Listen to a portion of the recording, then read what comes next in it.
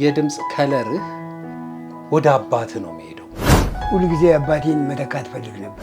አሻሻው ገዳይ ገዳይ አሻሻው ገዳይ ገዳይ የራስህን ስራዎች ከኩኩ ሰብስቤ ከአለማየሁ እሸቴ ከሄኖክ አበበ ጋር በአባቴ እግር ተተክቼ አባቴን ስራዎች ለማስታወስ እንደው ካሴት ከኋላ ከፍቶ ነው እንጂ እሱ አይደለም።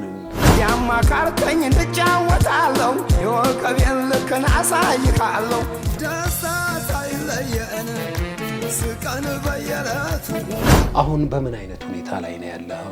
ስሩ ካሙኝ በሰው ድጋፍ ነው የሚሄደው።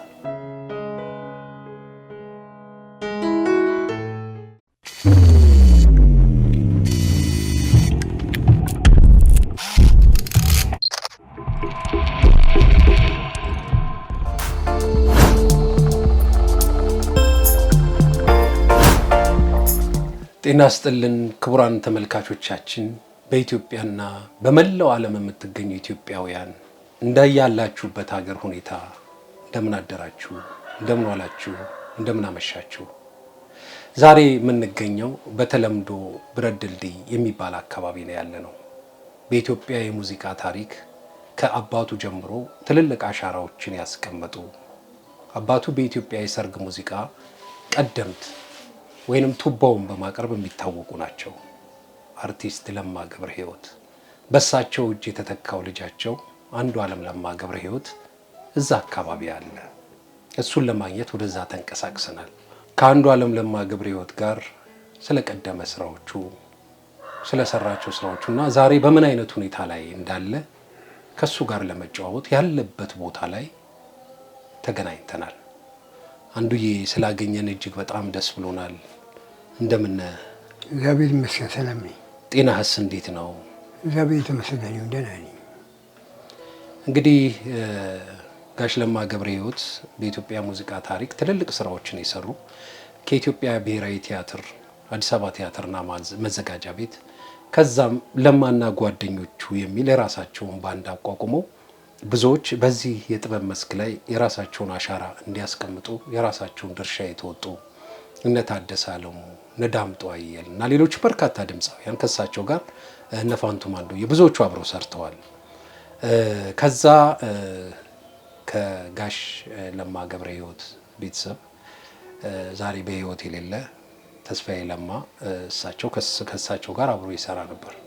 ከሱ ኋላ ተተክተህ በርካታ ስራዎችን በሙዚቃው መስመር የራስህን ስራዎች ከኩኩ ሰብስቤ ከአለማየሁ እሸቴ ከሄኖክ አበበ ጋር በርካታ ስራዎችን ሰርተሃል። ለመሆኑ ጋሽ ለማ ገብረ ሕይወት መድረክ ላይ ቲያትር ቤት ሲሰሩ ደርሰህባቸዋል? አይተሃል? አዎ እንዴ አልፎ አልፎ ማብለን እንሰራ ነበር። ያሰራኝ ነበር። እሳቸው ባንድ ጋር አብረህ? አዎ መስፈን ባልዘፍንም ያው አንዳንድ መሳሪያዎች ይዤ አብሬ እሰራው ነበር። ስራ ያላቸው ቦታ አጅብ ነበር። አዎ ሲንቀሳቀሱ አብረህ ከነሱ ጋር አብረህ ትንቀሳቀሳለህ። ስለዚህ ወደዚህ ሙያ ለመግባት ከፍተኛውን አስተዋጽኦ ያበረከተልህ አብረህ ከሳቸው ጋር መሆንም ነው? አዎ ያንን አባቴን በማይ ጊዜ ውስጤ ደስ ይለው ነበር እና እንግዲህ ከዛ ጊዜ ጀምሮ ነው ያደገብኝ ለሙያው ፍቅር የጣለብኝ። የድምፃዊነት ስራህን ወይንም በድምጽ ከሙዚቃ ጋር ለመጀመሪያ ጊዜ መድረክ ላይ የቆምከው የት ነው? ያው በቀበሌ በከፍተኛ በ5 ነበር የምሰራው እና ከዛ ነው እንግዲህ የተነሳሁት። የእናንተ ቀበሌ ከፍተኛ 12 ቀበሌ 07 ይባል ነበር። እና አለባቸው ተካ እና ፋንትሽ በቀለ እነሱ የነበሩበት ነው። አዎ ነበር። ያኔ በዛን ሰዓት ከፍተኛ የሆነ የኪነ ጥበብ እንቅስቃሴ ከፍተኛዎች ውስጥ ቀበሌዎች ውስጥ ይደረግ ነበር። ከዛ ወደ ከፍተኛ ሄድክ? አዎ። ከዛ እንግዲህ ደግሞ በሙያው ወደ ወታደር ቤት ገባሁና ወታደር ቤት 13 ዓመት ያህል በሙዚቀኝነት አገለገልኩ። ይህ ስራ ውስጥ ማለት ነው። ለበርካታ ጊዜ በሰሜኑ የሀገራችን ክፍል ቀድሞ የኢትዮጵያ ግዛት ነበረችው። አዎ በመከላከያ ሰራዊት ውስጥ አስመራ የመከላከያ በዛው አካባቢ ያለ ሰራዊት ክፍል ውስጥ በሙዚቀኝነት እየሰራ ነበር። አዎ ምን ያህል ጊዜ ሰራ? ያው 13 ዓመት ያህል 72 ተቀጠርኩ። ያው 83 የካሴት ስራዎችን የሰራኸው እዛ መከላከያው ሰራዊት ውስጥ እያለ ነው እስከወጣ በኋላ? አይ እዚህ ከመጣሁ በኋላ ነው። ወደ አዲስ አበባ ከመጣሁ በኋላ ነው። አዲስ አበባ ከመጣ በኋላ ነው የካሴት ስራዎችን? የካሴት ስራዎችን ነው በይበልጥ አባቴ ከሙያው ካለፈ በኋላ በአባቴ ተተክቼ አባቴን ስራዎች ለማስታወስ ከዛ በኋላ ነው።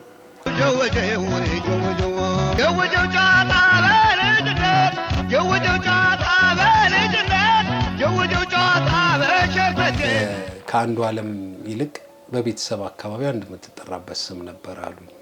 ቹኒ። አዎ ቹኒ ትባል ነበር። ማን ነው እንደዛ ብሎ የሚጠራ? ቤተሰቦቼ እናቴ ነች።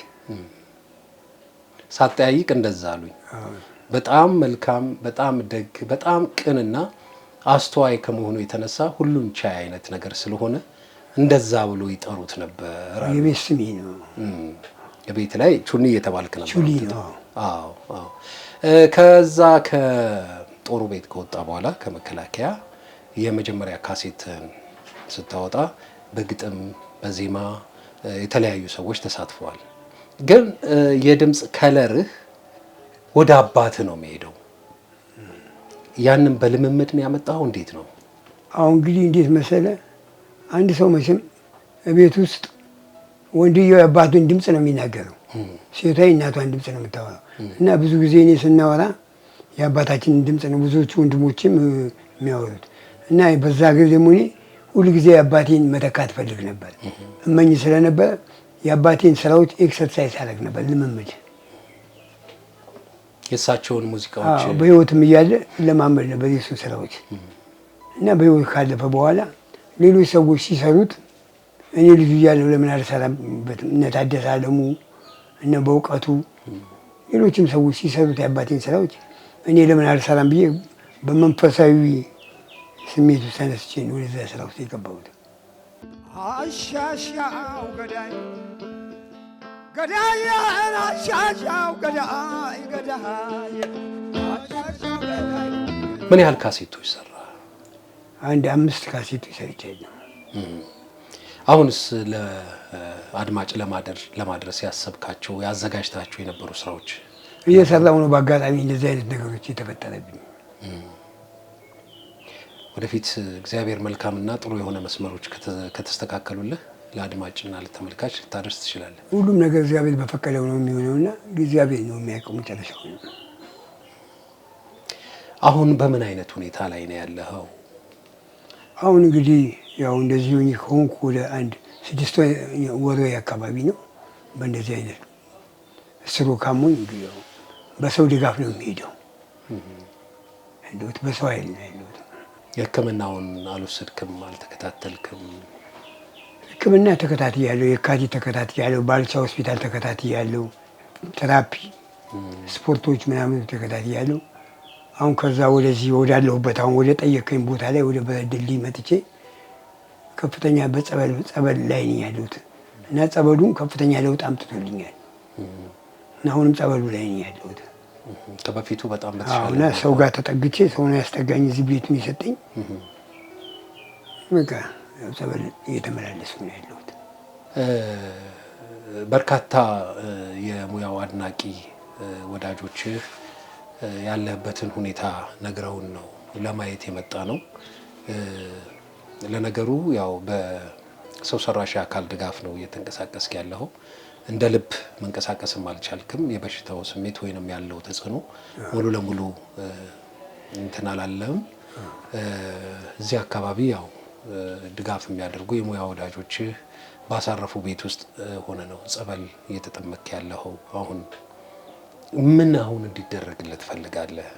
ምን እገዛ ነው የምትፈልገው? ያው እንግዲህ እኔ አሁን ያለሁት ያው ሰው ጋር ተጠግቼ ነው። የራሴ የሆነ ቤት እንኳን የራሴ መጠለያ የሌለኝ ሰው ነኝ እና ሰዎች ናቸው አስጠግተውኝ ጸበሉን የሚያመላልሱኝ ሰዎች ናቸው። እንግዲህ እግዚአብሔር ፈቅዶ ነው እንጂ የራሴ ያለኝ የምለው ነገር የለም ያው ከእግዚአብሔር በስተቀር እና ሰዎች ጋር ነው የተጠጋሁት እና ቢያንስ ቤቱን እንኳን ባገኝ ትንሽ ለኔ ጥሩ ነበር። የምትጠለልበት ነው የመኖሪያ ቤት። አዎ ቀደም ሲል ነበርክበት ሁኔታ ያው ተሯሩጠ ስለምትሰራ የራስን ገቢ ስለነበረ በጥሩ አይነት ሁኔታ ትኖር ነበረ። አሁን ግን እነዛ ነገሮች ባለመሟላታቸው ወይንም ስለሌሉ በዚህ በጤና መታወክ ምክንያት አሁን በእንደዚህ አይነት ህይወት ውስጥ ወይንም በእንደዚህ አይነት የኑሮ መንገድ ውስጥ ነው ያለው። ከባድ ነው። በአሁኑ ሰዓት ላይ ከባድ ነው። ያለ ሰላም መኖር እንደምታውቀው ያው ከባድ ነው። ሰርተም እንኳን አልተቻለም። ከባድ ነው። ያው እንግዲህ በፊት እየሰራሁ ነው የምሰራው። ስራዎቹም እንደ ድሮም የሉም። የሰርግ ስራ ያው በብዛትም እንትን የለም። አሁን ይሄ በምታወቀው ያው በአባቴ በሰርግ ስራዎች ነው። እነዛ ነገሮች አሁን የሉም። በዛ ላይ ደግሞ ሁለተኛ በሽታውም ተጨመረበት እና እንደዛ ሆኖ ትንሽ ችግሮች አሉ፣ ተደራራቢ ችግሮች ማለት ነው። በፊት እንደው ወደ ኋላ ደግሞ መለስ ልበልና ሰርግም መድረክም የተለያዩ ቦታዎች ከሙዚቃ አፍቃሪው ህብረተሰብ ጋር ትገናኛለህ። በዚህ በመድረክ በዚህ በኪነ ጥበብ ህይወት ምን እጅግ በጣም የተደሰትክበት ወይ ያዘንክበት ጊዜ አለ ወይ? መድረክ ስትሰራ ያጋጠመ ተመልካች ሊኖር ይችላል። የመድረክ ላይ የተለያዩ ገጠመኞች ይኖራሉና ያጋጠመህን ነገር እስቲ ያጫውተን። ያው ገጠመኞች አሉ፣ ግን አንድ ጊዜ እኔ ያው የምሰራው የአባቴን ስራ ነው። አባቴን የሚያውቅ ሰው ደግሞ አለና አባቴ የዳረው ሰው ነው ያ ሰውዬ እና እኔ አባቴን ስራ ስሰብ እየመጣ ይስመኛል። የመሰልኩት አባቴ ነው እንጂ እኔ አልመሰልኩትም። ለማ እንደምን ይለኛል። አረ ለማ አይደለሁም። ምን ሆነ ከሳ ለማ ይለኛል። አረ እኔ ለማ አይደለሁም ልጁ ነኝ ይላል። አረ እባክህ ምን ትንታታለህ? ምን ሆነ ከሳ ይለኛል። አባቴ አይደለሁም እኔ ልጁ ነኝ እያልኩ ረጅም ሰዓት በኋላ ሲጎተተኝ ሚስለኝ እንደሱ ከምትጎተቱኝ ጋሼ ቁጭ አድርገው በደንብ ሳሙኝ ብዬ ወደ እንትኑ በወሰደኝ ወደ አዳራሽ ውስጥ በደንብ ሳሙኝ። አንተ ለማ አይደለም እንደ መሰለኝ እኮ ድምፅ አለኝ። አይደለም ልጁ ነኝ እኔ ያው ልጁ ነኝ ያው ለማ ማለት ነው ምናምን እና ግራ አጋብቶኝ ነበር እንደዚህ አይነት እና የመመሳሰል ሁኔታ ነው፣ የድምፁ መመሳሰል ሁኔታ ነው። ስሰማ እንደውም አንድ ወቅት ላይ መድረክ ላይ ወጥተህ ስትጫወት ቴፕ ተከፍቶ ይሆናል እንጂ በፍጹም የአባቱን ዘፈን በእንዲህ አይነት መልክ ሊያቀርብ አይችልም ብሎ ሰዎች ተወራርደውብህ ነበር። አዎ ምን መሰለህ፣ አንድ ከኔ ፊዚካል ጋር ያ ድምፅ ማውጣት ትንሽ ከበድ ይላል። እነሱ የበሉ ናቸው፣ በጣም ይበላሉ፣ ብዙ ተጠቃሚ ናቸው እና ጉልበት አላቸው፣ ሰውነት አላቸው። ምንም ሱስ የለም፣ ምግብ ነው ሱሳቸው እና ያንን ድምፅ በእኔ እድሜና በእኔ ቀጠናት ላይ ያንን ነገር ማውጣት ለብዙ ሰው ግራ ያጋባው ነበር። በዛ ምክንያት ነው ሰዎች እንደው ካሴት ከኋላ ከፍቶ ነው እንጂ እሱ አይደለም እንደዛ ብለው እንትን አሉ። እንዴት እንደ ወጥ ይሄንን ድምፅ ያወጣል? አዎ በተደጋጋሚ ስትሰራ እኔም ተመልክቻለሁ። እጅግ በጣም የሚገርም ነው። አባትህን በደንብ ነው ኢሚቴት ያደረገው። በጣም ነው አባትህን የምትመስለው። እንደው ወደ ሃይማኖቱ ወደ እምነቱ ሄደች እንጂ በዓለምም ቆንጆ ድምፅ አላት እህትህ። እውነት ነው። አንተ ያው ቤተሰቦችም ስለምታውቃቸው እሷን በመንፈሳዊ እህቴ በመንፈሳዊ ስራ ጥሩ ድምፅ አላት። አዎ እኔ በጣም ነው። አዎ ቤት ውስጥ በጠቅላላ ብቻ በሙዚቃ ውስጥ አልገፉበትም እንጂ የራሳቸው የሆነ ነገር አላቸው፣ ለራሳቸው የሚሆን ነገር። አዎ ሁሉም በራሱ መንገድ ጥሩ ነው፣ ውጤታማም ነው። እግዚአብሔርንም በድምፅ ማገልገል ከሚገባው በላይ መልካም ነው። እንደው እዛ ቤት የድምፅ መታደልን ላንሳ ብዬ ነው እና እሷም በዛ መስመር ቆንጆ ድምፅ እንዳላት አስታውሳለሁ። አንተ ወደ ሰሜኑ የሀገራችን ክፍል ከመሄድ በፊት እዚህ እያለ እዚህ ከፍተኛ ስትሰራ አብረው በአሁኑ ሰዓት እዚሁ ሙዚቃ ላይ ቀደምት የሆኑ ወይንም ደግሞ ስመጥር የሆኑ አብረው ሲሰሩ የነበሩትን ታስታውሳለህ? ለምሳሌ ያለባቸው ተካ አብሮኝ ይሰራ ነበር። ድራመር ነበር። ምን ያህል ጥላሁን አብሮኝ ይሰራ ነበር። የጥላሁን ገሰሰ ልጅ ፋንትሽ አብራን ትሰራ ነበር። ተወዛዋዥ ነበረች እሷ። ተወዛዋዥ ነበር። አልፎ አልፎም ትዘፍናለች። አሁንም ድምፃዊ ናት። አሁንም ያው እንደዛ ነው። ሰራ ነበር አብረን። እነ ግርማ ተፈራ እነሱ ታዳጊ ናቸው። ታዳጊ ኪነት አለ፣ ታዳጊዎች ናቸው። ታዳጊ ላይ ይሰሩ ነበር። ደስታ ከበደን እናንሳው። ደስታ ከበደም ጎበዝ የግጥምና የዜማ ደራሲ ነው። አሁን አገር ውስጥ ሙዚቃ መሳሪያም ክራርም አንዳንድ ነገሮችን ይጫወታል ደስታ ከበደ። ደስታ ለብዙዎች ድምጻውያን ለብዙ ኢትዮጵያ ውስጥ ለታዋቂ አርቲስቶች ድርሰት ዜማ የሰጠ ሰው ነው። ቀላል ሰው አይደለም ደስታ ከበደ። አሁንም አሜሪካን ሀገር ሆኖ ብዙ ሳፖርት የሚያደርገኝ ወንድሜ ነው። ዘላለም መኩሪያ እሱ ኖሮ ነው የነበራችሁት በዛን ሰዓት? ዘላለም መኩሪያ ነበር። ዘላለም መኩሪያ ነው የኔን አልበም የሰራልኝ። ፕሮዲዩሰር አልበም እዚህ አዲስ አበባ ውስጥ ሙዚቃ ቤት ነበረው ዘላለም። እዛ መራቤት ሆቴል የሱ ነበር የባለቤቱ። እዛ ውስጥ ነበር ስራ የሰራልኝ። የመጀመሪያውን የሙዚቃ ስራ ነው ለህትመት ያበቃው። ከእንትና ጋር ይሁኔ በላይ ሰማኝ በለው አቦነሽ ሆነን የሰራ ነው ኮሌክሽን። ከዛ በኋላ ተጨማሪ ስራዎች ከዛ በኋላ ነው እንግዲህ እኔ የተነሳሁት። ከዛ በኋላ ነው እዛው አንዳንድ ባንዶች ሲሰራ የሰርግ ስራዎችን። ከዛ በኋላ ነው እንግዲህ ከአለማየሁ እሸቴ ጋር ከኩኩ ጋር መስራት።